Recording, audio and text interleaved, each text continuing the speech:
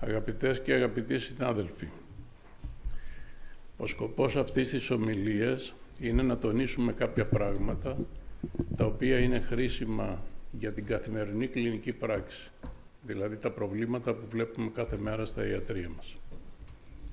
Δεν είναι να σας παρουσιάσω ερευνητικές εργασίες πολλές, μόνο τις πληροφορίες που είναι απαραίτητες για μας που καθόμαστε στο ιατρείο κάθε μέρα και έχουμε μπροστά μας τις ασθενείς, για μας που κανονίζουμε την πολιτική υγείας, γιατί ξέρετε όλα τα πρωτόκολλα και οι κατευθυντήριες οδηγίες περνάνε από τον κλινικό γιατρό. Ο κλινικός γιατρός τις εφαρμόζει. Το θέμα λοιπόν σήμερα είναι η πρόληψη του καρκίνου του τραχύλου της μήτρας, με το τι κάνουμε σήμερα για να είμαστε σύγχρονοι και συνεπείς και άριστοι στη δουλειά μας και με τι έρχεται στο μέλλον.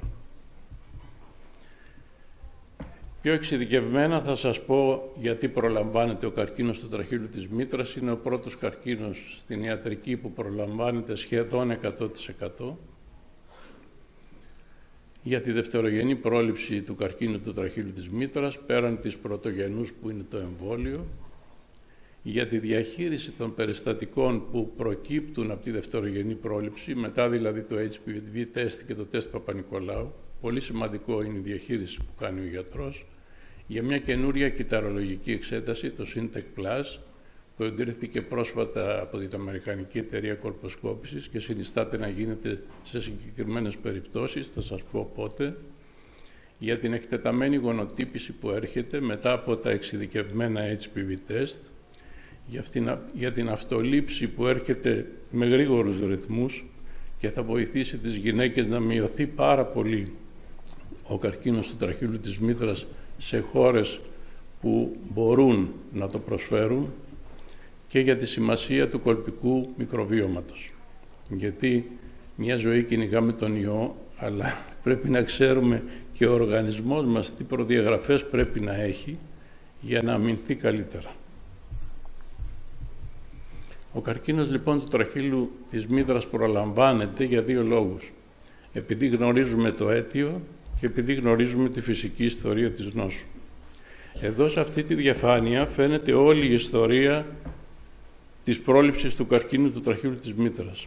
Είναι πάρα πολύ σημαντικό να δείτε ότι από το 1949 που ο Παπα-Νικολάου δημοσίευσε την εργασία του μέχρι το 1983 που δημοσιεύθηκε από τον Ζουρχάουζεν ότι ο καρκίνος του τραχύλου της μήτρας οφείλεται στους HPV, επί 34 χρόνια δεν γνώριζε η ιατρική κοινότητα την αιτία. Βασιζόταν μόνο στο μορφολογικό αποτέλεσμα.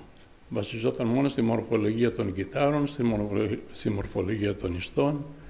Μετά βελτιώθηκε, εισήχθη η κολποσκόπηση από το 1964.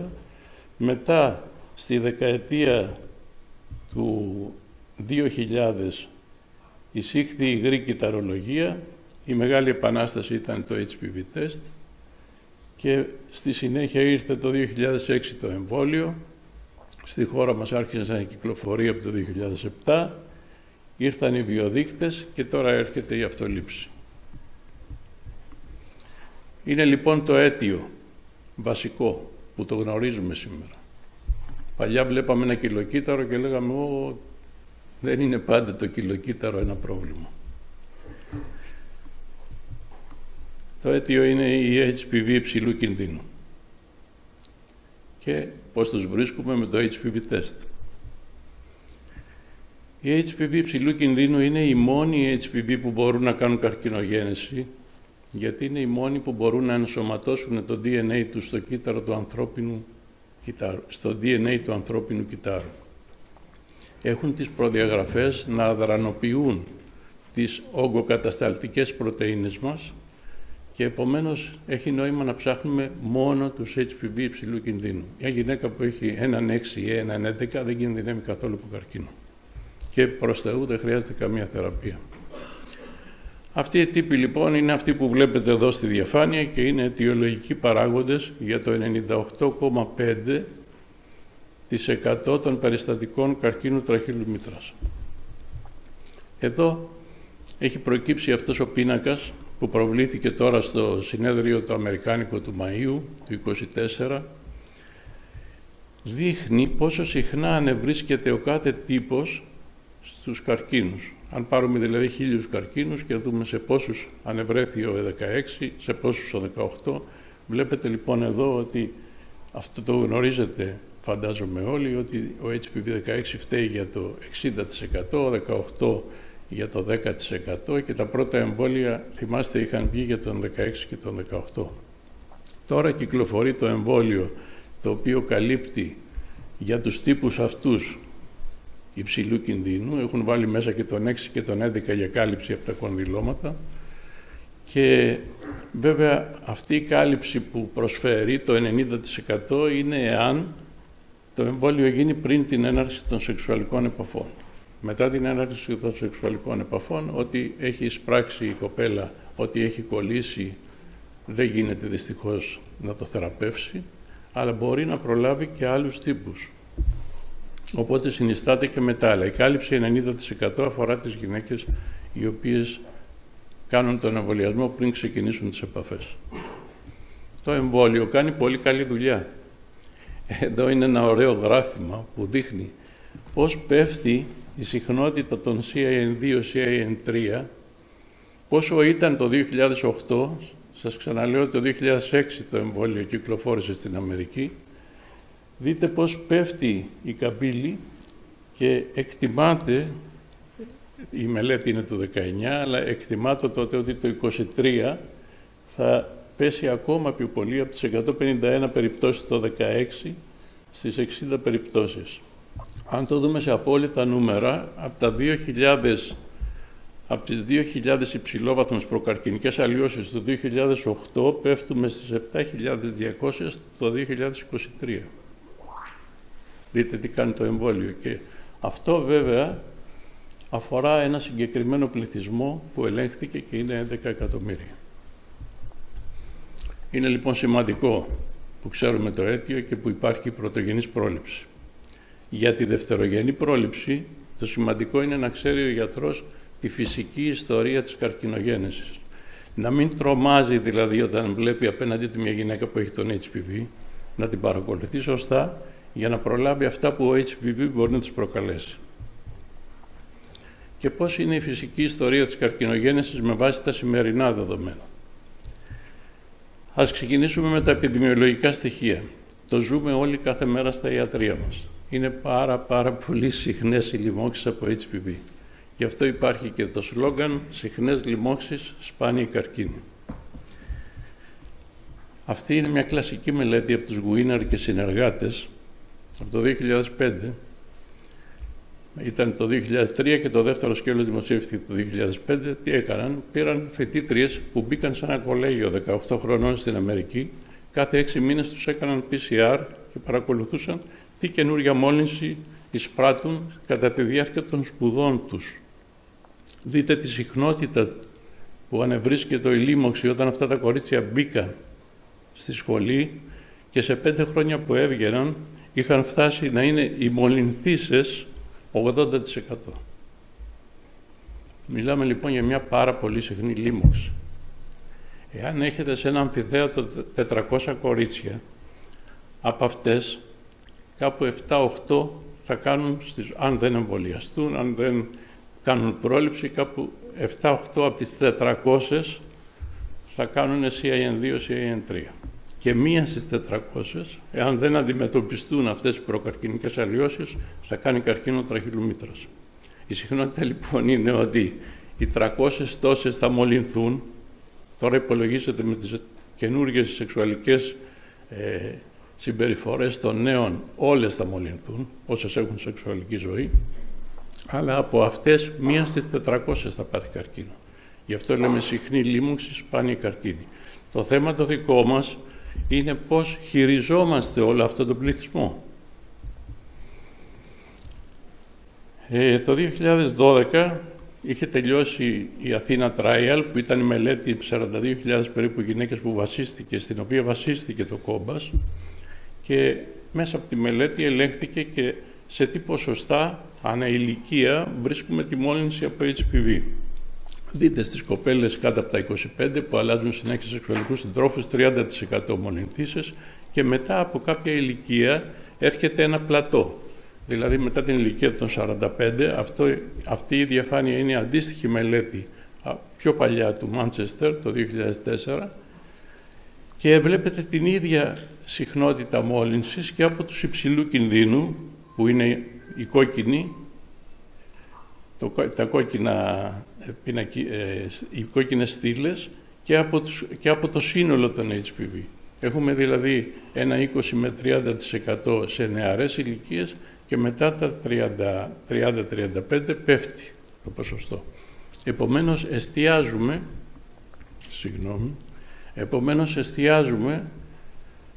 στις ηλικίες μετά τα 30 με το HPV test. Γιατί αν ελέγχουμε ένα πληθυσμό πολύ μικρών κοριτσιών, 22-23 χρονών με HPV test, φοβόμαστε πολύ ότι πολλοί συνάδελφοι θα παρασυρθούν, πολλοί συνάδελφοι είναι μη επαΐοντες και θα κάνουν overtreatment, θα κάνουν υπερβολικές θεραπείες. Αυτό είναι ένα κλασικό γράφημα του Mark Schiffman το 2011. Σας είπα πριν ότι ένα 80% μέχρι 100% μολύνεται. Μέσα σε 2 ή 3 χρόνια, η οριζόντια γραμμή είναι τα έτη, καθαρίζει ένα 80-90% από αυτά τα κορίτσια. Καθαρίζει από ένα συγκεκριμένο HPV. Δεν καθαρίζει από αλλοιώσεις HPV, γιατί μέσα σε αυτά τα 2-3 χρόνια το κορίτσι έχει αλλάξει σύντροφο, έχει εισπράξει άλλον HPV. Όπως θα δείτε παρακάτω, μας ενδιαφέρει η λίμωξη από τον ίδιο HPV, να μην είναι επιμένουσα. Θα καθαρίσει λοιπόν με το ανοιχτό γκρίζο, βλέπετε ένα μεγάλο μέρος, με το σκούρο γκρίζο είναι αυτές οι κοπέλες στις οποίες επιμένει η λίμωξη. Γιατί είναι αξίωμα σήμερα ότι η επιμένουσα λίμωξη κάνει καρκίνο. Και από αυτές τις γυναίκες στις οποίες επιμένει η λίμωξη, ένα πολύ μικρό ποσοστό που είναι η σκούρα μπάντα πάνω που λέει CIN3, αυτό που σας έλεγα οι 7-8 στις 400 φοιτητρίες μέσα στο αμφιθέατρο, αυτές είναι που κάνουν CIN3. Και τι γίνεται μετά το CIN3? Περνάνε αρκετά χρόνια μέχρι να εμφανιστεί σε 1/3 από αυτές τις γυναίκες με το CIN3 μέχρι να εμφανιστεί καρκίνος. Γιατί σας το δείχνω? Για να καταλάβετε ότι η δευτερογενής πρόληψη χρειάζεται να ξέρουμε τη φυσική ιστορία, αλλά το βασικό είναι ότι είναι χρονοβόρος η διαδικασία της καρκινογέννησης και η δευτερογενής πρόληψη είναι εφικτή και μπορεί να γίνεται ο έλεγχος και σε πιο αραιά χρονικά διαστήματα. Δεν γίνεται από τη μια μέρα στην άλλη ένα CIN3. Υπήρχε παλιά το μότο, θυμάστε, που έλεγαν, στην Αμερική ξεκίνησε όλο αυτό, έλεγαν έχεις κάνει επαφή απόψε, αύριο το πρωί ένα pap test. Τι να σου κάνει ο HPV μέσα στις 12 ώρες? Τι να σου κάνει? Δηλαδή ξεκινάει, γι' αυτό τώρα βλέπετε ότι οι καινούριες οδηγίες λένε ξεκινάμε το screening στα 21. Εκτός από ειδικούς πληθυσμούς που είναι ανοσοκατεσταλμένα κορίτσια και υπάρχει λόγος, θα σας τον εξηγήσω στη συνέχεια. Άρα δεν ανησυχούμε στις πολύ μικρές ηλικίες. Το αντίθετο συμβαίνει. Στις πολύ μικρές ηλικίες, επειδή υπάρχει πολύ σε HPV, είναι αλήθεια ότι υπάρχει και κίνδυνος υπερθεραπείας. Η φυσική ιστορία λοιπόν της λίμωξης. Ή κάνουμε το εμβόλιο αριστερά, πρωτογενής πρόληψη, πριν την πρώτη επαφή, και είναι καλό να το συνιστούμε ανεπιφύλακτα, είναι προσφορά μας στην κοινωνία, 90% πρόληψη από καρκίνο, ή αφήνουμε το κοριτσάκι και μολύνεται. Από τη στιγμή που μολύνεται είναι η χαμηλού βαθμού αλλοιώσεις, με τα κύτταρα που έχουν τη λίμωξη από HPV στη βασική στιβάδα, είναι τα CIN1, τα CIN2, τα CIN3, οι αλλοιώσεις αυτές, και μετά από χρόνια, όπως είδατε, και πάνω εδώ το λέει, μετά από 1 με 15 χρόνια, είναι που σπάει η βασική στιβάδα και μπαίνουν τα καρκινικά κύτταρα στο στρώμα, όπου υπάρχουν αγεία και λεμφαγεία, ταξίδεψε δηλαδή το πρόβλημα και έχουμε διθητικό καρκίνο και πιθανότητα μεταστάσεων. Άρα ο σκοπός μας ποιος είναι? Να βρούμε αυτές τις αλλοιώσεις, τη CIN2 και στη CIN3. Αυτό είναι ο σκοπός της δευτερογενούς πρόληψης. Είναι τα CAN2, τα CAN3 και το αδενοκαρκίνωμα in situ.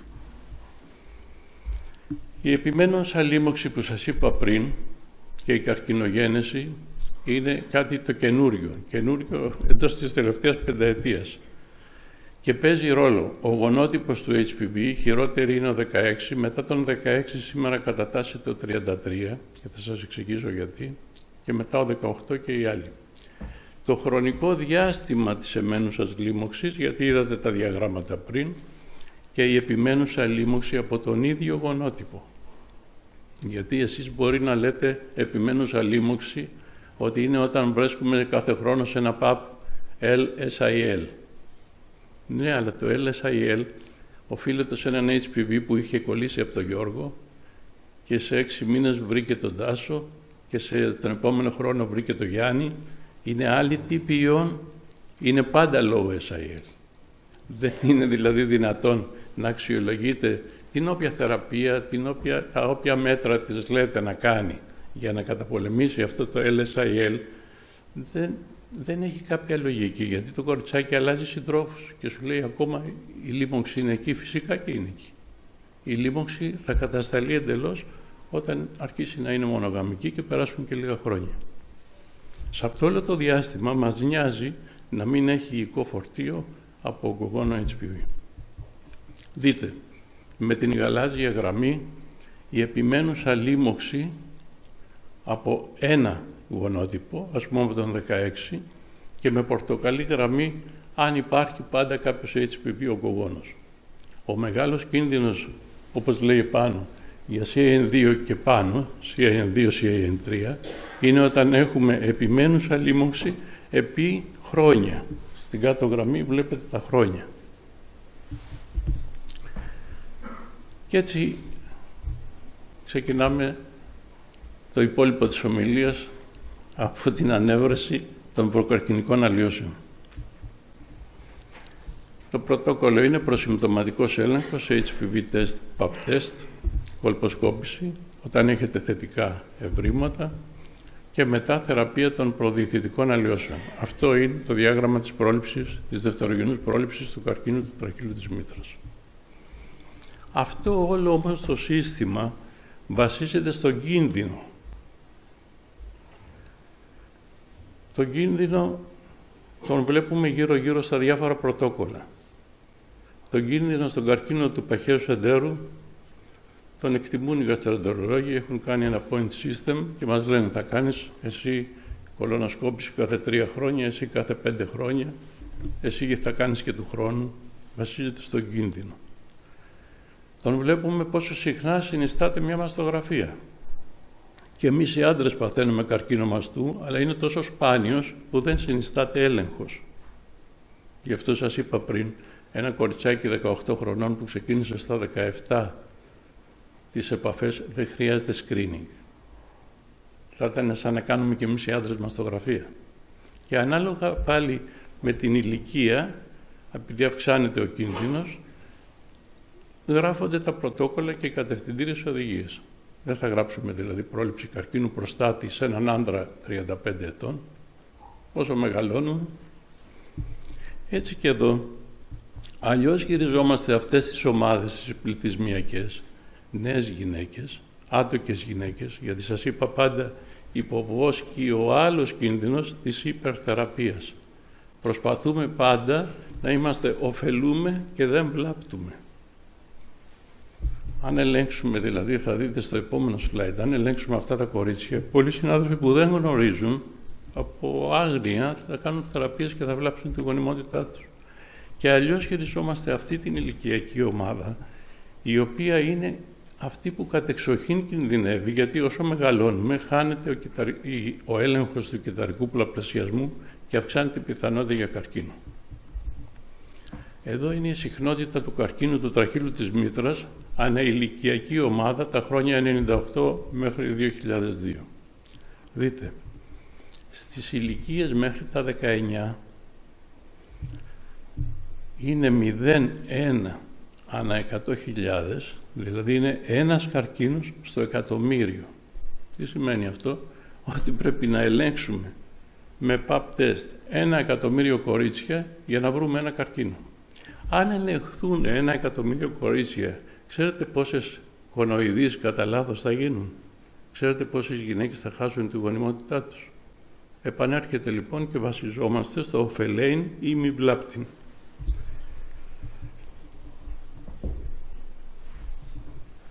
Η καμπύλη, την είδατε και άλλη φορά, είναι γνωστή, συμφωνεί με όλες τις άλλες μελέτες. Σκεφτείτε στις γυναίκες κάτω των 25 να γινόταν συνέχεια έλεγχος, πόσα λουπ, πόσα λέιζερ, πόσοι καυτηριασμοί, πόσοι κρυοπηξίες θα είχαν γίνει. Οι Βρετανοί είναι ακόμα πιο συντηρητικοί και ξεκινάνε το screening στα 25. Είναι αλήθεια ότι χάνονται κάποιοι καρκίνοι στα 25, μερικές κοπέλες δεν θα έρθουν ούτε στα 25, οπότε και η ελληνική μευτική γυναικολογική εταιρεία ακολούθησε τα πρότυπα της αμερικανικής και ο έλεγχος ξεκινάει στα 21, πλην των κοριτσιών που είναι ανοσοκατασταλμένα και έχουν ξεκινήσει πάρα πολύ μικρές επαφές. Πώς ακριβώς πρέπει να γίνεται σήμερα ο προσυμπτωματικός έλεγχος? Υπάρχει το Ιόνια πάλι, τι είναι καλύτερο, το pap test, το HPV test. Και αυτά βασίζονται στην επιδημιολογία. Δείτε τις καμπύλες αυτές. Δείτε την καμπύλη της μόλυνσης από HPV, από την ηλικία των 15 μέχρι την ηλικία των 30. Είναι στα 18χρονα και στα 19χρονα κορίτσια πολύ υψηλά η λίμωξη. Δείτε πότε έχουμε τις προκαρκινικές αλλοιώσεις, γύρω στα 30, και πότε έχουμε τους καρκίνους από τα 40 και μετά. Διδασκόμεθα από αυτά τα επιδημιολογικά στοιχεία. Επομένως, μέχρι τα 25 συνιστάται Παπα-Νικολάου, γιατί είναι πολύ συχνές οι λοιμούξεις και από τους ογκογόνους, και μετά τα 25, μερικές εταιρείες λένε μετά τα 30, όπως η Ελληνική Ημευτική Γυναικολογική Εταιρεία, κάνουμε HPV test. Σε γυναίκες λοιπόν κάτω των 25 προτιμάται το τεστ Παπα-Νικολάου, επειδή οι λοιμώξεις από υψηλού κινδύνου HPV είναι συχνές και οι καρκίνοι είναι σπάνιοι. Σας τα δίνω και γραμμένα για τους οπτικούς τύπους. Σε γυναίκες 25 ετών και άνω προτιμάται το HPV test μόνο του ή σε συνδυασμό με το τεστ Παπα-Νικολάου, αλλά το πρώτο είναι το HPV test. Τα μεσοδιαστήματα ελέγχου είναι ανά 3 έτη, εάν οι γυναίκες έχουν αρνητικό ιστορικό για μολύνσεις από high risk HPV. Για τυχόν συναδέλφους που δεν είναι εξοικειωμένοι και δεν είναι γυναικολόγοι σε αυτή την αίθουσα, το τεστ Παπα-Νικολάου βασίζεται στη μορφολογία και μας δείχνει, ανιχνεύει άτυπα κύτταρα στο τράχυλο της μήτρας. Το HPV test ανιχνεύει υλικό φορτίο από λίμωξη από ογκογόνους HPV. Τα HPV test δεν πρέπει να είναι αναλυτική PCR, να βγαίνουν θετικά με 10 DNA μόνο του HPV, πρέπει να εκφράζουν υλικό φορτίο. Η αναλογία είναι η ίδια με τις ουρολιμώξεις. Δεν δίνουμε θεραπεία αν η γυναίκα έχει 20.000 αποικίες κολοβακτηριδίου, δίνουμε αν είναι από 100.000 και πάνω. Έτσι και εδώ στην ιστορία του HPV, αν έχουμε ένα υλικό φορτίο, αυτά είναι στανταρισμένα πράγματα, χρησιμοποιείται η μη ποσοτική PCR, γι' αυτό και είναι πιο αξιόπιστα το κόμπας, το άπτυμα, αυτά τα τεστ. Το τεστ Παπα-Νικολάου έχει καλύτερη ειδικότητα. Όταν μας λέει υψηλόβαθμες αλλοιώσεις, σε αυτή την περίπτωση. Δηλαδή, αν ένα τεστ Παπα-Νικολάου μας λέει ότι έχουμε υψηλόβαθμη αλλοίωση, έχει μεγάλη ειδικότητα, την οποία δεν την έχει το HPV test. Το HPV test σου λέει απλώς έχω λίμωξη. Έχει όμως καλύτερη ευαισθησία το HPV test. Δηλαδή η ευαισθησία του Παπα-Νικολάου είναι 70%, η ευαισθησία του HPV test είναι 95%, 94,5%. Έχει ένα άλλο πλεονέκτημα το HPV test. Μπορεί να γίνεται και σε πιο αραιά χρονικά διαστήματα. Αυτό ισχύει για τα DNA test, όπως είναι το κόμπας, όχι για το mRNA. Το Παπα-Νικολάου, αν είναι η γυναίκα με ελεύθερο ιστορικό, ανά τριετία. Το κάθε χρόνο Παπα-Νικολάου δεν είναι σωστό, γιατί οι λοιμώξεις οι πιο πολλές είναι παροδικές. Εκτός αν η γυναίκα έχει ιστορικό. Αν έχει 10 Παπα-Νικολάου στο παρελθόν και είναι αρνητικά, μπορείτε να την κάνετε και ανά τριετία. Το πρώτο όμως που πρέπει να κάνετε σε όποια γυναίκα έρχεται, και ειδικά στις άγνωστες γυναίκες, είναι το HPV test. Αυτή τη στιγμή γίνονται πολλά audit στη Μεγάλη Βρετανία και γίνονται και πολλές μηνύσεις στην Αμερική. Γιατί? Προσέρχονται στα νοσοκομεία καρκίνοι, στους οποίους είχε γίνει pap test από το GP, από όποια διαγνωστικά κέντρα, και ήταν αρνητικός ο έλεγχος με το pap test και δεν είχε γίνει HPV test. Και επειδή το HPV test έχει μπει στη ζωή μας από το 2000 και μετά, αρχίζει τώρα και τίθεται και θέμα malpractice. Δεν μπορεί δηλαδή μια γυναίκα η οποία κατεβαίνει από ένα χωριό και έρχεται στο ιατρείο σας και δεν έχει κάνει έλεγχο τα τελευταία 10 χρόνια, δεν μπορεί αυτή η γυναίκα να της πάρετε ένα Παπα-Νικολάου και να αισθάνεστε ασφαλείς και εσείς και εκείνη. Έχει ευαισθησία το Παπα-Νικολάου 70%. Θα πρέπει να κάνετε HPV test. Είναι πολύ μεγάλο ζήτημα αυτό που σας λέω. Πραγματικά πρέπει να μπει μέσα στο μυαλό μας. Ειδικά στην Ελλάδα είμαστε συναισθηματικά δεμένοι με το τεστ Παπα-Νικολάου. Μπορούμε να πάρουμε και τεστ Παπα-Νικολάου. Αλλά το HPV test σε γυναίκες που δεν έχουν ελεγχθεί πριν είναι υποχρεωτικό. Δεν τελείωσα με τη διαφάνεια αυτή. Το Παπα-Νικολάου ανιχνεύει αδιακρίτως λοιμώξεις από χαμηλού κινδύνου, low risk, και από υψηλού κινδύνου. Αυτό οδηγεί σε υπερθεραπεία από τους μη επαΐοντες. Δεν είναι όλοι οι γιατροί σχετικοί με το αντικείμενο, μην γελιόμαστε. Σήμερα η ειδικότητά μας έχει διάφορες εξειδικεύσεις και δεν πηγαίνουν και όλοι οι γιατροί στα meeting, στα συνέδρια, δεν ενημερώνονται όλοι. Όταν λοιπόν πηγαίνει σε ένα Παπα-Νικολάου κιλοκυτάρωση, χαμηλού βαθμού αλλοιώσης, CIN1, μπαίνει σε πειρασμό ο γιατρός. Του χρόνου πάλι της παίρνει Παπα-Νικολάου, σου λέει επιμένει η λίμωξη. Δεν της κάνει όμως ένα HPV test. Δηλαδή αυτή η λίμωξη είναι από τους ιούς των κονδυλωμάτων, των 6 και των 11. Αν είναι έτσι δεν έχει τίποτα η γυναίκα. Της προσφέρει ένα loop. Αυτό δεν είναι σωστό να γίνεται από ένα σημείο και μετά. Γνωρίζουμε δηλαδή πλέον τη φυσική ιστορία της νόσου. Το πλεονέκτημα λοιπόν του HPV test. Δείτε, έρχεται αυτή η γυναίκα που σας έλεγα και της παίρνετε ένα pap test. Με ένα pap test τα επόμενα χρόνια, επειδή έχει ευαισθησία μόνο 70%, ο κίνδυνος είναι η γαλάζια, η μπλε γραμμή, είναι ψηλός. Εάν θα τις κάνετε HPV test, ο κίνδυνος τα επόμενα χρόνια με ένα μόνο αρνητικό HPV test είναι η κόκκινη γραμμή. Εάν θα τις πάρετε και HPV test και τεστ Παπα-Νικολάου, είναι η πράσινη διακεκομένη γραμμή. Βλέπετε, κερδίζετε πολύ λίγο. Γι' αυτό και επειδή δεν θέλουν να πληρώνουν τα κρατικά συστήματα, έχουν πει HPV test. Αλλά η διαφορά είναι μεγάλη. Στη γυναίκα που ελέγχεται κάθε χρόνο, δεν υπάρχει κανένα πρόβλημα. Στη γυναίκα που προσέρχεται και δεν έχει προηγούμενο έλεγχο, τεκμηριωμένο, λεπτομερή, πρέπει να κάνουμε ένα HPV test. Αν είναι να πάρουμε το pap test, επειδή ξέρετε μερικά πράγματα θεωρούνται πάρα πολύ απλά, τι να πούμε, για ειδικευόμενους, δεν λέει και κανείς πώς να πάρουμε σωστά ένα τεστ Παπα-Νικολάου. Γιατί βλέπω πολλές φορές και συνάδελφοι και εργαστήρια χρησιμοποιούν αυτή τη συσκευή, αυτό το βουρτσάκι που βλέπετε στο κάτω μέρος της εικόνας, και δεν λαμβάνονται κύτταρα αρκετά. Ειδικά αν η κοπέλα είναι γύρω στην ορεξία, δεν λαμβάνονται αρκετά κύτταρα. Λίγη βλένη μαζεύουμε και τη ρίχνουμε μέσα στο μπουκαλάκι. Ο καλύτερος τρόπος συλλογής ενός τεστ Παπα-Νικολάου είναι ο πάνω, η σπάτουλα και το κλασικό μας βουρτσάκι. Και μάλιστα αν είναι η γυναίκα στην ορεξία και έχει πολύ βλένη, παίρνουμε χωρίς να ακουμπάμε το επιθύλιο του τραχύλου, παίρνουμε με το βουρτσάκι τη βλένη και μετά βάζουμε τη σπάτουλα και ξαναπαίρνουμε με άλλο βουρτσάκι και βάζουμε μέσα στο μπουκαλάκι.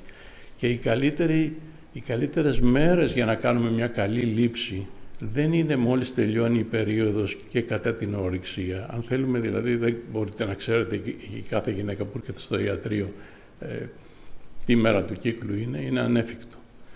Αλλά αν θέλετε να επαναλάβετε ένα τεστ, τότε καλό ήταν να της πούμε ότι στον επόμενο κύκλο, πριν να έρθει η περίοδος σου, μια εβδομάδα, έλα να σου πάρω ένα παπ. Έχει μειωθεί η βλένη και ένα παπ ή ένα Syntec Plus που θα σας πω στη συνέχεια. Έχει μειωθεί η βλένη και κάνετε μια καλύτερη λήψη, παίρνετε περισσότερα κύτταρα. Έχουμε λοιπόν τον προσυμπτωματικό έλεγχο, τον οποίο τον τελειώσαμε. Σας είπα νομίζω κάθε λεπτομέρεια και αν κάτι δεν σας είπα με ρωτάτε στη συνέχεια. Και το πιο βασικό είναι η διαχείριση των περιστατικών. Εκεί είναι που ο γιατρός προβληματίζεται, σου λέει τι να κάνω τώρα. Αυτό το βλέπουμε στα μευτήρια κάθε μέρα όσοι ασχολούμεθα, τα τμήματα κολποσκοπήσεων των μευτηρίων που μας ρωτάνε συνάδελφοι. Το πρόβλημα έχει αυλυνθεί τώρα επειδή υπάρχει το αμερικάνικο application, αλλά δεν εξυπηρετεί το αμερικάνικο application όλες, η εφαρμογή αυτή στα κινητά δεν εξυπηρετεί όλες τις περιπτώσεις. Άρα η διαχείριση των περιστατικών μετά από ένα θετικό screening test. Τι κάνουμε? Θα σας πω τις βασικές αρχές. Πόσο κινδυνεύει αυτή η γυναίκα από καρκίνο? Εσείς έχετε ένα PAP, βλέπετε πάνω δεξιά, που έχει κιλοκύτταρα, δυσκερατωσικά και είναι LSIL. Έχετε μια κολποσκοπική εικόνα, πάντα ο κανόνας το LSIL, το επόμενο βήμα ήταν η κολποσκόπηση και έχετε αυτή την κολποσκοπική εικόνα. Είναι σίγουρο ότι έχετε μια αλλίωση χαμηλού βαθμού. Μερικοί μπορούν να πούν σε μερικά σημεία είναι υψηλού βαθμού. Δεν είναι, αλλά δεν πειράζει. Κακό δεν κάνει να παίρνει κανείς βιοψίες. Πρέπει αμέσως να πάρουμε βιοψίες από τη γυναίκα. Το σωστό είναι να έχουμε ένα HPV test. Γιατί αυτή η εικόνα δημιουργείται και από καλοήθης HPV. Το HPV test λοιπόν είναι αυτό που θα μας πληροφορήσει αν έχει ένα επικίνδυνο τύπο. Εμείς, αν μας βγάλει το HPV test ότι έχει τον 16, θα της πούμε να έρθεις και σε 6 μήνες, να σε ξαναδώ άλλη μια ματιά, να έρθεις στον χρόνο. Τα πρωτόκολλα είναι συγκεκριμένα, αλλά δεν είναι καν κακό να τη φωνάξετε και στους 6 μήνες. Αλλά είναι να ξέρετε ότι η γυναίκα έχει HPV 16.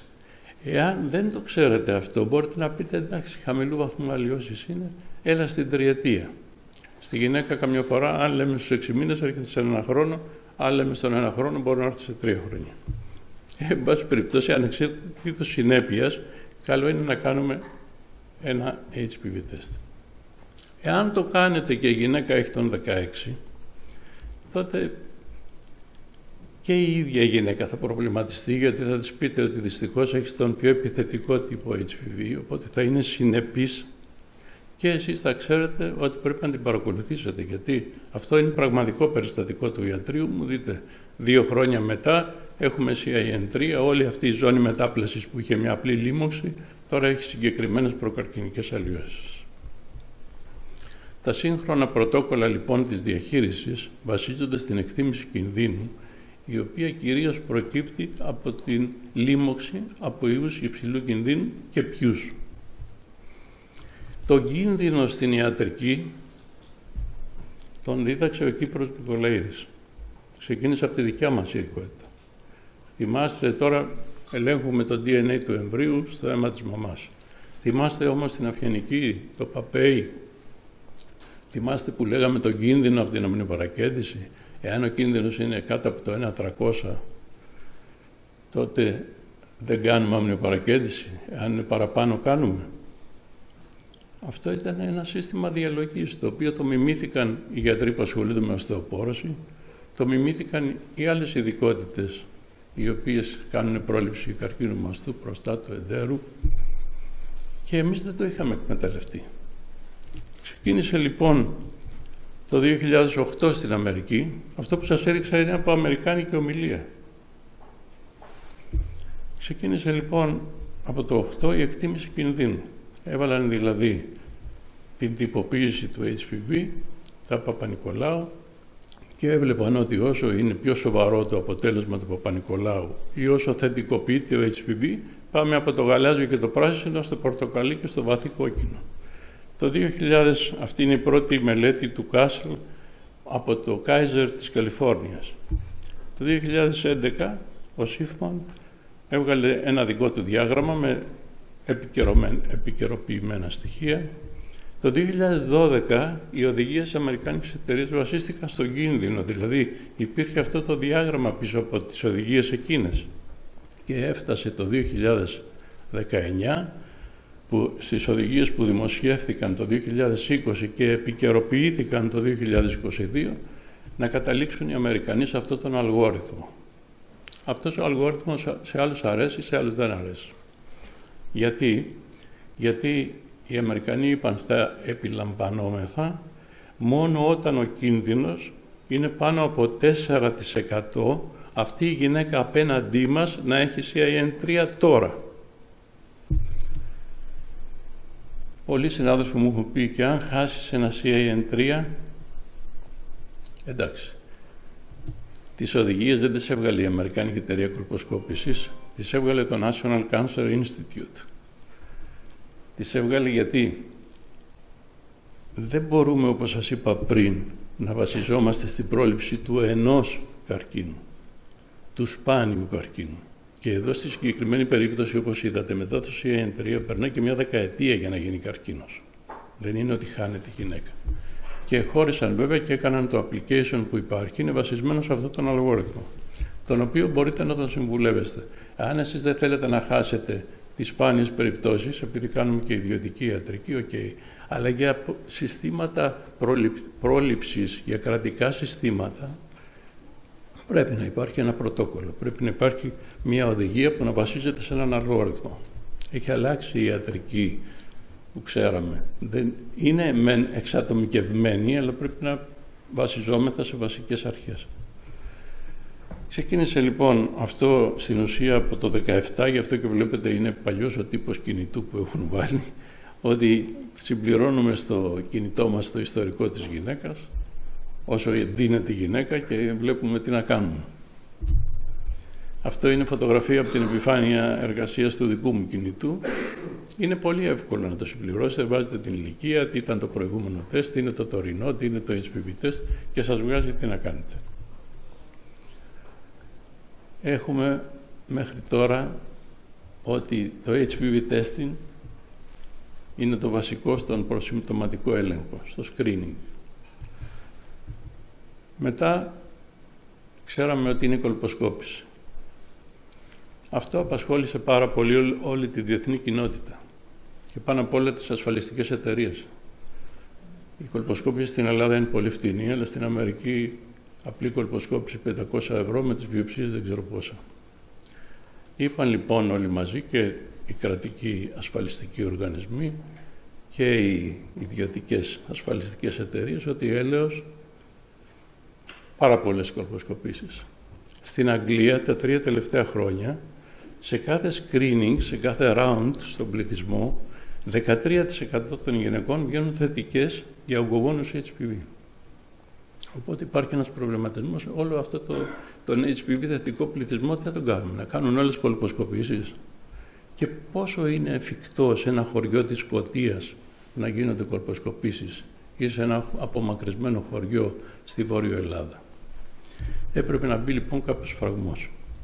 Η κολποσκόπηση είναι σίγουρο ότι μας βοηθούσε πάρα πολύ να διαλέξουμε ποιες γυναίκες θα θεραπεύσουμε, ποιες όχι, με σκοπό μας τον εντοπισμό αυτών των σοβαρών αλλοιώσεων, αλλά για να περιοριστούν οι κολποσκοπήσεις, εντάξει, μπορεί να μην θέλουμε στο δικό μας ιατρείο να τις περιορίσουμε, αλλά να ξέρουμε ποια λογική κρύβεται πίσω από τις κατευθυντήριες οδηγίες.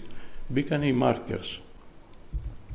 Δηλαδή, όταν έχουμε ένα θετικό pap test, marker είναι το HPV test. Αν βάλετε στο application ότι έχετε μόνο ένα θετικό pap test, θα σας ζητήσει HPV test για να σας πει τι να κάνετε.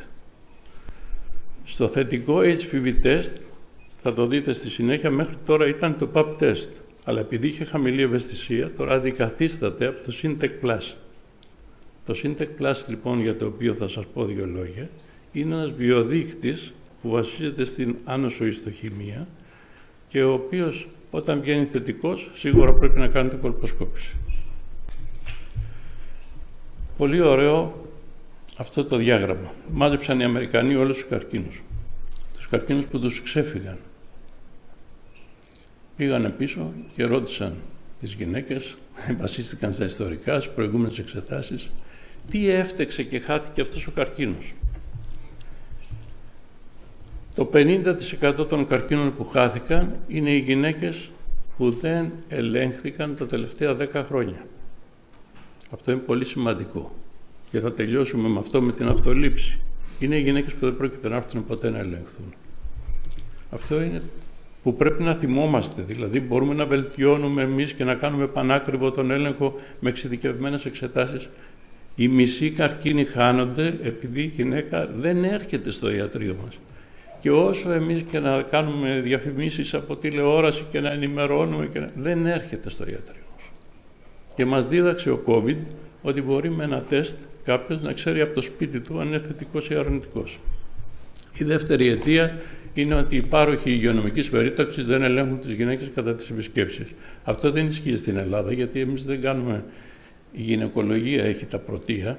Αυτό είναι πρόβλημα με τους general practitioners, είναι πρόβλημα με τους άλλους υγειονομικούς φορείς. Σε πολλές χώρες λαμβάνουν το Παπα-Νικολάου μόνο νοσηλευτικό προσωπικό ή τεχνολόγοι. Δεν αφορά εμάς, αλλά υπάρχει. Το άλλο είναι ότι δεν γίνεται κολποσκόπηση μετά τη διάγνωση των αλλοιώσεων και σας εξήγησα ότι δεν είναι εφικτό μια εξειδικευμένη εξέταση από εξειδικευμένο γιατρό να γίνεται παντού και πάντα. Και το τελευταίο, ότι οι ασθενείς δεν λαμβάνουν την κατάλληλη θεραπεία. Αυτό ισχύει και στη χώρα μας. Έχει πολλά περιστατικά που δεν αντιμετωπίζονται σωστά και ειδικά οι ατυπίες αδενικού επιθυλίου.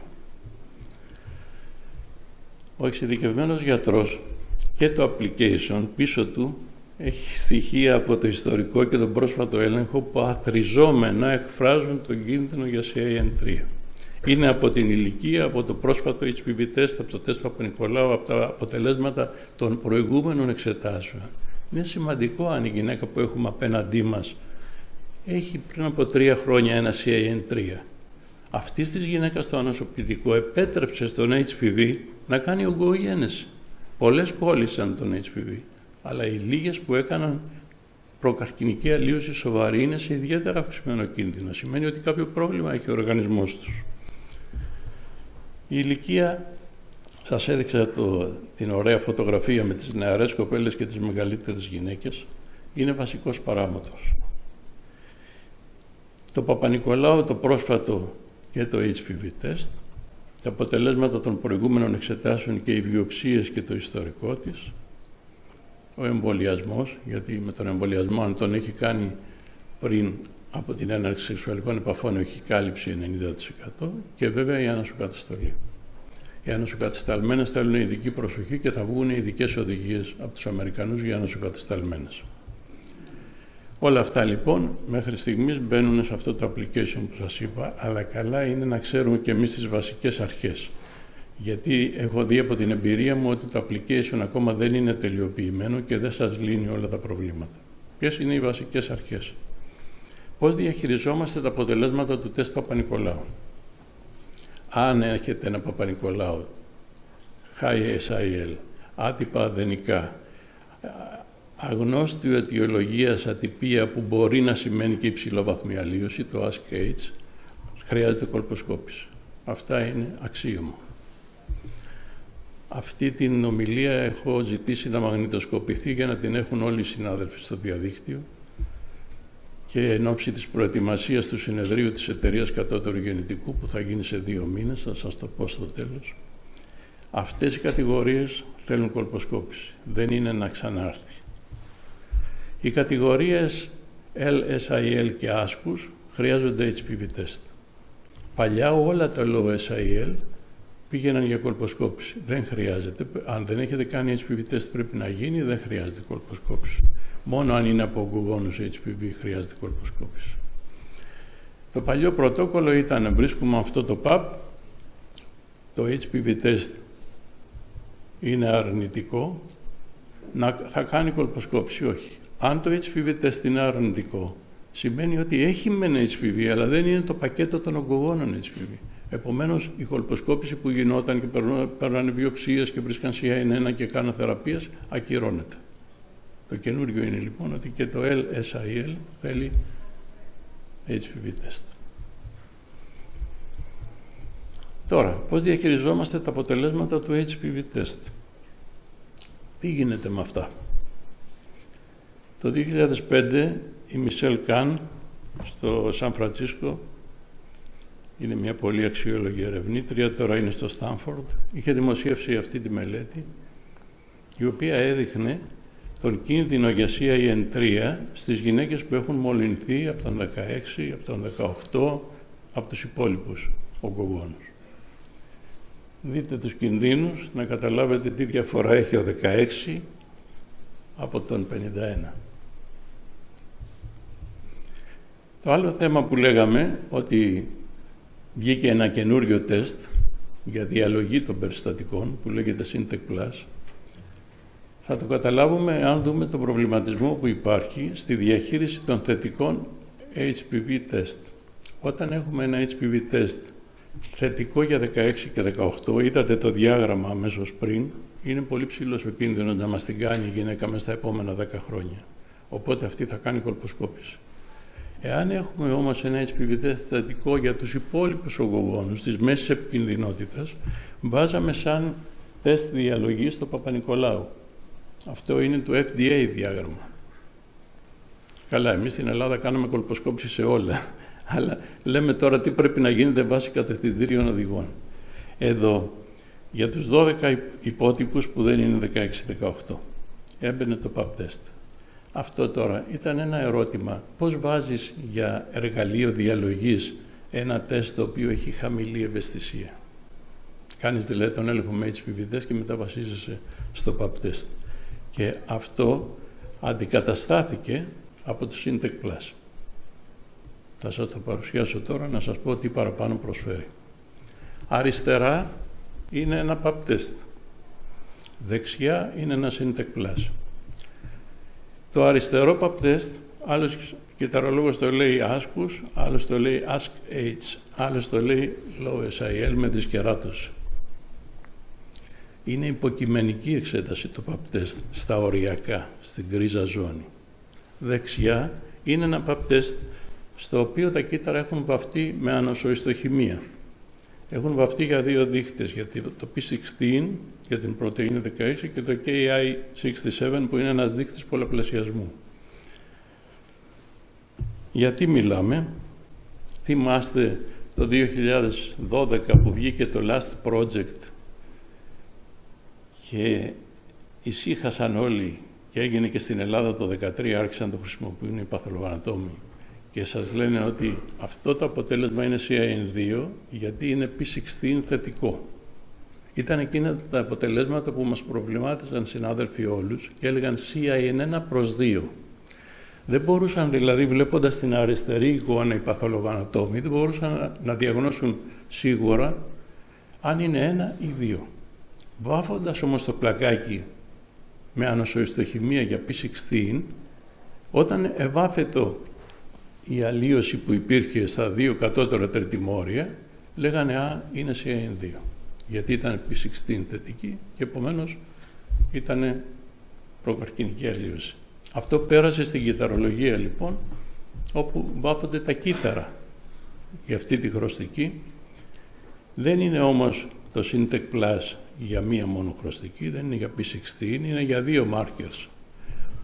Ο ένας βιοδείχτης είναι το P16, που είναι στην ουσία η πρωτεΐνη η ογκοκατασταλτική η δική μας, την οποία την ακυρώνει η ογκοπρωτεΐνη ε7 του ιού, και ο άλλος δείχτης είναι ένας δείχτης πολλαπλασιασμού, γιατί όπως ξέρετε ο ιός κάνει τη μετάλλαξη και μετά εάν έχουμε ο οργανισμός μας, εάν επιτρέπει να πολλαπλασιάζονται τα μεταλλαγμένα κύτταρα, τότε σίγουρα θα έχουμε καρκινογέννηση.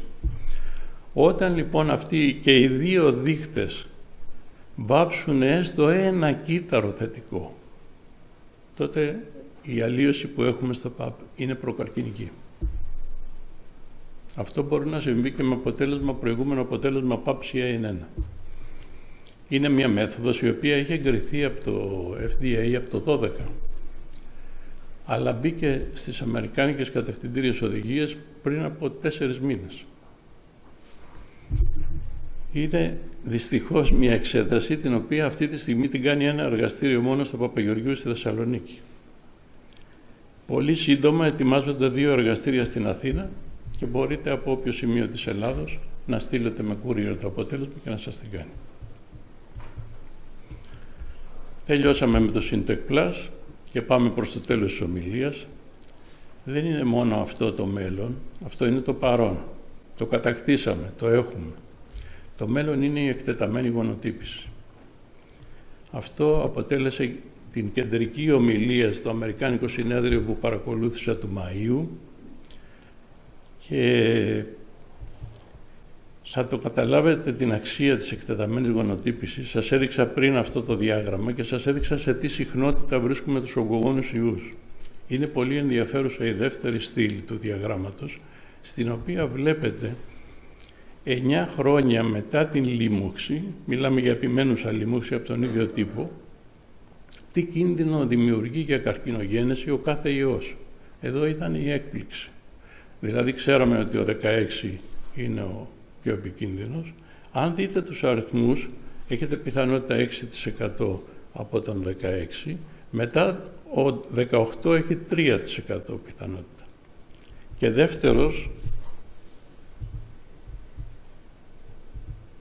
δεύτερος δεν είναι ο 18 όπως νομίζαμε, αλλά είναι ο 33. Έχει πιθανότητα 4,5%. Αυτοί όλοι είναι ξαδερφάκια του 16.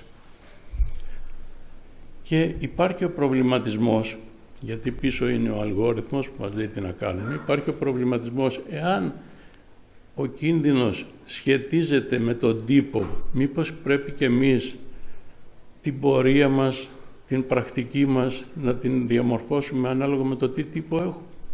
Γιατί πάβει πλέον αυτό που ξέραμε ότι ο 33 είναι στους μέσους επικινδυνότητας, είναι υψηλού κινδύνου. Και άλλοι τύποι της ομάδας 50 και 60 είναι low risk. Ήδη από πέρσι ο 66 ανακοινώθηκε και στη Eurogen και στο Αμερικάνικο Συνέδριο. Ο 16 είναι, ο 66 θεωρείται χαμηλού κινδύνου και θα βγει από τα HPV test. Στην Αμερική, για να έχουμε μια σφαιρική ενημέρωση, αυτή τη στιγμή για screening στον πληθυσμό έχουν εγκριθεί μόνο το COBAS, το OnClarity και το Alinity. Το άπτυμα είναι ένα πολύ αξιόπιστο τεστ, το οποίο έχει και λίγο καλύτερη ειδικότητα, αλλά αν έχετε ένα άπτυμα αρνητικό, η ασφάλεια είναι για 3 χρόνια. Αν έχετε ένα COBAS αρνητικό, η ασφάλεια είναι για 5 χρόνια. Τα δύο που σας είπα που δεν τα ξέρετε, το OnClarity και το Alinity. Το OnClarity το έχει ένας αντιπρόσωπος στην Ελλάδα πάνω από 2 χρόνια, αλλά δεν το έχει κυκλοφορήσει. Το Alinity είναι της Abbott και ήρθε τώρα στην Ελλάδα, ήδη 2 εργαστήρια το έχουν. Κάνουν εκτεταμένη γονοτύπηση με αυτόν τον τρόπο. Κοιτάζοντας λοιπόν το αύριο, πολύ σύντομα ο προσυμπτωματικός έλεγχος θα γίνεται με DNA HPV test που θα έχουν εκτεταμένη γονοτύπηση. Το αποτέλεσμα θα εισάγεται στην εφαρμογή με τα υπόλοιπα στοιχεία της ασθενούς και με βάση το κίνδυνο για CIN3 θα δίνεται στον κλινικό γιατρό αμέσως η οδηγία να παρέμβει, να μην παρέμβει και αν παρέμβει τι να κάνει. Άρα υπάρχει μια συνέχεια και όσον αφορά την πρόληψη και τώρα πρέπει να δούμε και τι κάνουμε όταν βγει το αποτέλεσμα της βιοψίας. Όταν βγει η βιοψία και είναι CIN1, παρακολουθούμε. Εάν έχουμε ένα PAP δηλαδή που δείχνει LSIL και πάρουμε μια βιοψία και είναι CIN1, παρακολουθούμε. Αφού έχει προηγηθεί κολποσκόπηση, αν μιλάμε για ογκογόνους ιούς και αν έχει προηγηθεί κολποσκόπηση και είναι βέβαιο ότι βλέπουμε όλη τη ζώνη μετάπλασης και το Syntec+ ή το Παπα-Νικολάου δεν έχουν δείξει σε κάποια άλλη παλιά επίσκεψη υψηλόβαθμη αλλίωση. Το επίμαχο είναι το CIN2. Επειδή ακούμε πολλά, το CIN2 δεν το θεραπεύουμε, το CIN2 το θεραπεύουμε. Θεραπεία υπό όρους για τις αλλοιώσεις CIN2. Συνιστάται παρακολούθηση σε γυναίκες κάτω των 25. Η παρακολούθηση είναι με κολποσκόπηση και βιοψίες. Δεν είναι παίρνουμε Παπα-Νικολάου κάθε 6 μήνες. Σε γυναίκες πάνω από το 25 που επιθυμούν γονιμότητα και αποδέχονται το κίνδυνο, γιατί πρέπει να τους πούμε ότι ένα 20% υπάρχει μες στην επόμενη δεκαετία αφού έχει τη CIN2. Η παρακολούθηση γίνεται με HPV test και κολποσκοπικές βιοψίες ένα εξάμηνο μέχρι τη διετία. Το μέγιστο όριο παρακολούθησης για τα CIN2 είναι η διετία. 23 ετών, τεστ Παπα-Νικολάου HSIL, υψηλόβαθμη αλλίωση, περιορισμένης εκτάσεως γύρω από το στόμιο. Εγώ όλη αυτή την αλλίωση την αφαίρεσα με τη λαβίδα βιοψιών. Δεν έκανα θεραπεία στη ζώνη μετάπλασης. Αφαίρεσα την αλλίωση, αλλά όταν μειώνει υλικό φορτίο, στη συνέχεια εξαφανίζεται. Παρακολουθείς μετά. Με HPV test είναι υποχρεωτικό. Αλλά η αλήθεια είναι ότι ένα μεγάλο ποσοστό κοριτσιών γλιτώνουν τα λουπ και τις κονοειδείς. Δεν ισχύει για όλες τις γυναίκες. Αυτή είναι μια άλλη κοπέλα, με CIN2. Δείτε τις αλλοιώσεις. Αυτή η κοπέλα όταν ήρθε σε 6 μήνες ήταν η κοπέλα με HPV-16. Οι παλιές αλλοιώσεις ήταν αυτές. Έβγαλε νέες αλλοιώσεις μέσα σε ένα εξάμηνο που είναι CIN3. Μεγάλη ζώνη μετάπλασης. Αυτή θέλει θεραπεία. Και πρέπει να είσαστε και σίγουροι ότι η γυναίκα θα έρχεται. CIN3. 39 χρονών είναι μερικές φορές ένα θέμα. Λέμε σε νέες γυναίκες δεν θεραπεύονται. Ένας ομιλητής μια φορά έλεγε ποια είναι η νέα γυναίκα. Κατά κανόνα θεωρούμε νέους τους ανθρώπους που είναι μικρότεροι από εμάς. Νέα γυναίκα στη συγκεκριμένη περίπτωση είναι η γυναίκα που δεν έχει τεκνοποιήσει. Αυτή η γυναίκα είναι με νέα, αλλά σχετικά νέα, διότι όπως είδατε από τις καμπύλες, γύρω στα 40 έχουμε τους διαιτητικούς καρκίνους. Έχει τον HPV-16, ένα τεστ με υψηλό βαθμό αλλίωση, ας είναι CIN2 οι αλλοιώσεις, μεγάλη ζώνη μετάπλασης, μεγάλο χωράφι. Η ζώνη μετάπλαση είναι το χωράφι, ο HPV είναι ο σπόρος για την καρκινογένεση, μεγάλος κίνδυνος, θέλει θεραπεία. CIN2, οι περιφερικές αλλοιώσεις είναι CIN1. Αυτή η γυναίκα θέλει θεραπεία. Είναι μεγάλη ζώνη μετάπλασης, είναι και τα 4 τεταρτημόρια κατηλημένα. Θα βγουν τώρα από την Ευρωπαϊκή Εταιρεία οδηγίες για τα CIN2 και από ό,τι φαίνεται μες στο 2025 και από την Αμερικανική Εταιρεία, και αυτά που σας λέω θα καταγραφούν. Είναι πληροφορίες από ερευνητικές εργασίες που έχουν γίνει, αυτά που σας μεταβιβάζω, αλλά θα τα έχετε γραπτός εντός έτους. Με το CIN3 πάντα πρέπει να θεραπεύεται. Είναι η επίσημη προκαρκινική αλλίωση, η σοβαρή προκαρκινική αλλίωση για να αφήσει ο οργανισμός μιας γυναίκας να γίνει CIN3, έστω εστιακό. Αυτή η γυναίκα έχει προδιάθεση για καρκίνο. Άρα αυτές τις αλλοιώσεις πάντοτε τις θεραπεύουν. Εκτός αν η γυναίκα είναι έγκυος. Προτιμάται γενικά η μέθοδος εκτομής λουπ και όχι η καταστροφή των αλλοιώσεων και της ζώνης μετάπλασης, εκτός συγκεκριμένων περιπτώσεων όπου η καταστροφή των αλλοιώσεων είναι αποδεκτή. Για το αδενοκαρκίνωμα in situ, πάντοτε κονοειδής. Δεν είναι μόνο η αλλοιώση που βλέπουμε στην κολποσκόπηση, είναι και οι δορυφορικές αλλοιώσεις, βλέπετε το κόκκινο αστεράκι πιο πάνω. Έχουμε πολλές, μα πάρα πολλές περιπτώσεις, πάνω από 20% με δορυφορικές αλλοιώσεις. Και το loop που θα κάνουμε πρέπει να είναι κανονικά 2 εκατοστά ύψος, τουλάχιστον 1,5. Και να κάνουμε και απόξεση ενδοτραχύλου μετά την αφαίρεση του loop. Ένα άλλο πρόβλημα στο AIS είναι ότι η κολποσκοπική εικόνα δεν είναι πάντα, δεν υπάρχει το grading system που έχουμε στα πλακώδη κύτταρα. Θα τα πούμε αυτά στο συνέδριο. Το αδενοκαρκίνωμα δεν διαγιγνώσκεται πάντα κολποσκοπικά. Δηλαδή, αν ρωτήσεις 10 καλούς εκπαιδευμένους στην κολποσκόπηση τι είναι η δεξιά εικόνα, θα σου πούνε οι περισσότεροι ότι είναι ένα CIN3. Είναι αδενοκαρκίνωμα in situ. Δεν ζούμε μόνοι μας. Το σώμα μας έχει πιο πολύ DNA από τους μικροοργανισμούς που είναι πάνω του και μέσα του, παρά το δικό του DNA.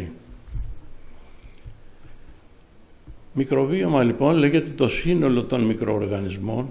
Θα πείτε γιατί μας το λέει αυτό? Επειδή είναι σε συνδυασμό με την καρκινογένεση το μικροβίωμα. Είναι καινούρια στοιχεία που δεν γνωρίζαμε. Μπορούμε και έτσι να βοηθήσουμε τις γυναίκες.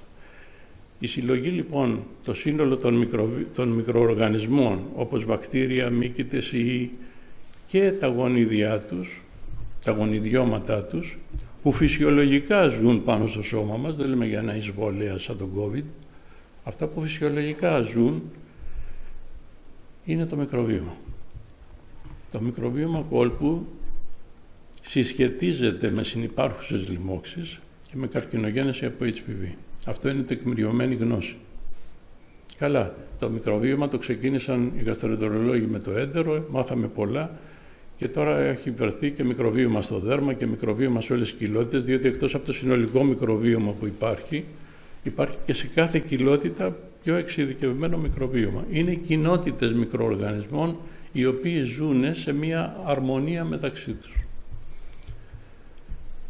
Τώρα, δυστυχώς θα πρέπει να τα μάθουμε αυτά.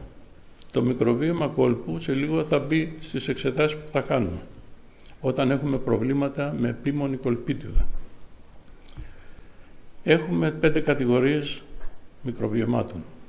Η κατηγορία 1, 2 και 5 είναι η φιλική, η ευεργετική γαλακτοβάκηλη. Καλύτερη είναι η κατηγορία 1, μετά έρχεται η 2, μετά έρχεται η 5.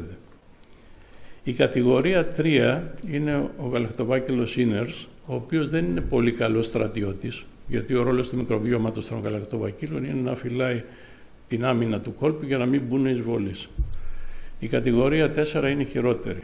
Είναι ελάχιστοι γαλακτοβάκυλοι έως καθόλου και η πλειοψηφία είναι γκαρντνερέλα, βακτηριοειδές, μεγασφαίρα, πρεβοτέλα.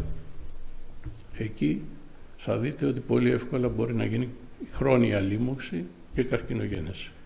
Άρα είναι αυτή η κατηγορία που έχουμε αρκετούς γαλακτοβακύλους, με εξαίρεση την 3 που δεν μας πολύ αρέσει και θα δείτε και μετά γιατί, και οι κατηγορίες που εμείς παλεύουμε να θεραπεύσουμε μια κολπίτιδα και την ξαναβλέπουμε την κολπίτιδα και την ξαναβλέπουμε την κολπίτιδα και πρέπει να δούμε τώρα τι φταίει για αυτή την κολπίτιδα, όχι να γράφουμε συνέχεια ανταλλασίν και HCl και αντιμικητιασικά και όχι να δίνουμε συνέχεια αντιβιώσεις, γιατί όσο δίνουμε αντιβιώσεις τόσο χαλάμε τη χλωρίδα. Συσχετίζεται η κατηγορία 4 που είναι η χειρότερη με βακτηριακή κόλπωση, αυτό που λέμε μη αερόβια, αναερόβια κολπίτιδα, αλλά και με αεροβική κολπίτιδα και με στρεπτοκοκκική λίμωξη τύπου Β στρεπτόκοκο που μας ενδιαφέρει και για την εγκυμοσύνη και με στηρότητα και με πρόβλημα και τους. Οι γαλακτοβάκυλοι, το ξέρουμε όλοι εδώ και χρόνια, μεταβολίζουν άμεσα το γλυκογόνο σε γαλακτικό οξύ, οξυνοποιείται ο κόλπος, σχηματίζονται microfilms και προστατεύουν το τείχομα του κόλπου με επιφανειοδραστικά προϊόντα και παράγεται βέβαια και οξυζένες, υπεροξίδιο του υδρογόνου. Το κολπικό μικροβίωμα είναι δυναμικό. Δηλαδή δεν είναι μια γυναίκα ότι από τα 20 μέχρι τα 60 θα έχει το ίδιο μικροβίωμα. Επηρεάζεται από ορμονικούς παράγοντες, από μεταβολικούς παράγοντες, επηρεάζεται από το στρες, επηρεάζεται από τα αντιβιωτικά που δίνουμε. Εκείνο που δεν μας αρέσει είναι ένα μικροβίωμα τύπου 3 με τον γαλακτοβάκυλο Inners, το οποίο επειδή δεν είναι καλός στρατιώτης ο γαλακτοβάκυλος Inners, εύκολα μεταπίπτει στο 4. Και από το 4 μετά είναι δύσκολο να ξεφύγεις. Υπήρχαν, θυμάστε συνάδελφοι, υπήρχαν προϊόντα που βάζαμε προβιωτικά στον κόλπο. Αυτά έγινε εμφανές ότι βοηθούν. Αλλά δεν είχαν ελεγχθεί όλα αυτά τα προϊόντα. Ήταν πολύ δημοφιλή. Τα πήραν λοιπόν, τα απέσυραν όπως θυμάστε, και μέχρι να βγουν οι τελικές μελέτες, γιατί τώρα είναι σε καλό δρόμο αυτές οι μελέτες, και να κυκλοφορήσουν αυτά τα προϊόντα σαν φάρμακο πλέον και όχι σαν συμπληρώματα, περιμένουμε. Ενδιαφέρον πολύ είναι ότι οι τύποι του κολπικού μικροβιώματος, στο οποίο επικρατούν οι μη ευεργετικοί γαλακτοβάκυλοι, έχουν ισχυρότερη συσχέτιση με επιμένουσα HPV λίμωξη και δυσπλασίες σε σύγκριση με το κολπικό μικροβίωμα στο οποίο επικρατεί ο τύπος μικροβιώματος 1, ο κρίσπατος. Σας είπα ότι ο 1 και ο 2 είναι οι καλύτεροι. Βακτηριακά είδη του κολπικού μικροβιώματος που συσχετίζονται με αυξημένα ποσοστά επιμένουσας HPV λίμωξης είναι η γκαρντνερέλα, η μεγασφαίρα, η πρεβοτέλα που σας είπα πριν, το βακτηριοειδές. Γιατί άραγε συμβαίνει αυτό? Μα είναι και λογικό. Εάν ο οργανισμός σε μια κοιλότητα έχει να παλέψει με όλο το αραβικό έθνος, είναι δύσκολα. Εάν έχει μόνο μια χώρα, είναι εύκολα. Εάν έχεις δηλαδή όλα αυτά τα άγρια θηρία και έχεις και τον HPV, όπως καταλαβαίνετε, δεν μπορεί να αντιπεξέλθει ο οργανισμός. Γι' αυτό και όταν παρακολουθούμε μια HPV λίμωξη, εστιάζουμε την προσοχή μας να μην συνυπάρχει κολπίτιδα. Ασχολούμενοι με την καρκινογέννηση στον τράχυλο ερευνητές, όπως ο Άλεξ Φερένζι, ο οποίος ήταν ένας λαμπρός επιστήμονας, έλεγε προσέξτε, όταν θεραπεύετε CIN3, όταν παρακολουθείτε CIN1, η γυναίκα να μην έχει αναερόβιες κολπίτιδες. Και μάλιστα υπήρχαν πρωτόκολλα στα οποία έδιναν φλατζίλ που καταπολεμούνται τα αναερόβια και μετά έβλεπαν να υποχωρούν και τα οξυτερικά ορδυλώματα. Ένα 30% δηλαδή, όταν των περιστατικών με αναερόβιο κολπίτιδα που είχαν κονδυλώματα, έδινε στο φλατζίλ και της έλεγε στη γυναίκα, έλα σε 2 μήνες να τα ξαναδούμε, και είχαν φύγει τα κονδυλώματα. Είναι πολύ σημαντικό το κολπικό μικροβίωμα. Τελειώνω. Σε λίγο, αυτή είναι η πιο ευεργετική γαλακτοβάκηλη. Όταν εξασφαλίσουμε ένα καλό κολπικό μικροβίωμα, μειώνουμε την καρκινογένεση. Γιατί η χρόνια λίμωξη και ο καρκίνος δεν είναι μόνο θέμα με HPV. Δείτε εδώ, κάτω δεξιά, 18% των καρκίνων στον άνθρωπο οφείλονται σε χρόνιες λοιμώξεις. 1 στους 5 καρκίνους στον άνθρωπο σε διεθνές επίπεδο οφείλονται σε χρόνιες λοιμώξεις. Από αυτό τον πληθυσμό, το 5% είναι χρόνια λίμωξη από ογκογόνους HPV. Τελειώνουμε λοιπόν με το μέλλον. Το μέλλον, το οποίο είναι μέλλον για μας. Ήδη είναι παρόν για τις κάτω χώρες, Βέλγιο, Ολλανδία και για την Αυστραλία. Έχει ξεκινήσει η αυτολήψη με πολύ μεγάλα ποσοστά επιτυχίας. Εισάγει η γυναίκα, όπως παίρνουμε τη λήψη για τον COVID, το ίδιο γίνεται από τον κόλπο. Είναι εύκολη η διαδικασία. Θα πείτε, δεν θα το πάρει καλά η γυναίκα, γι' αυτό σας έχω την επόμενη διαφάνεια. Εδώ δείχνει τι ευαισθησία έχει η κάθε μέθοδος πρόληψης. Η ευαισθησία λοιπόν να βρούμε ή να μην βρούμε ογκογόνο HPV με την αυτολήψη που έκανε η γυναίκα σπίτι της είναι 91,4%. Αν στην ίδια γυναίκα μετά που θα πάει στο ιατρείο ο γιατρός πάρει εκείνος το δείγμα, η ευαισθησία είναι 93%. Έχει προχωρήσει τόσο πολύ η τεχνολογία. Γιατί είναι απαραίτητη? Γιατί οι μεγάλες γυναίκες δεν πηγαίνουν στο γιατρό από ένα σημείο και μετά. Είναι και ο κόλπος πιο κλειστός και πιο δύσκολα, φοβούνται μην πονέσουν. Άλλαξε και η επιδημιολογία όμως στον καρκίνο του τραχύλου της μήτρας. Θυμάμαι στις ομιλίες παλιά έβγαιναν ειδικευόμενοι και μου έλεγαν, πώς λέτε κύριε Μορτάκη, μετά τα 65 να μην ελέγχεται η γυναίκα? Εμάς ήρθε στο Αλεξάνδρα γυναίκα 80 χρονών με καρκίνο τραχύλου. Ο άλλος έλεγε, άλλαξε η επιδημιολογία. Παραμένουν οι οδηγίες για μέχρι τα 65 σε γυναίκες ελεύθερες ιστορικού. Αλλά είναι αλήθεια ότι οι γυναίκες που δεν είναι καλά ελεγμένες πρέπει να ελέγχονται και μετά. Αριστερά είναι η παλιά καμπύλη επιδημιολογική. Δεξιά βλέπουμε ένα δεύτερο κύμα καρκίνου τραχύλου μήτρας μεταξύ 70 και 80. Είναι οι γυναίκες που δεν θα έρθουν ποτέ στα ιατρεία μας, ό,τι και να κάνουν. Αντίθετα, εάν κάνουν αυτολήψη και βγει θετικό για ογκογόνο, αυτή η γυναίκα θα έρθει. Πρωτίστως είναι να ωφελούμε τις ασθενείς, αλλά και εμείς θα ωφεληθούμε από αυτό. Γιατί η γυναίκα θα το κάνει σπίτι της, θα βγει θετικό, θα έρθει.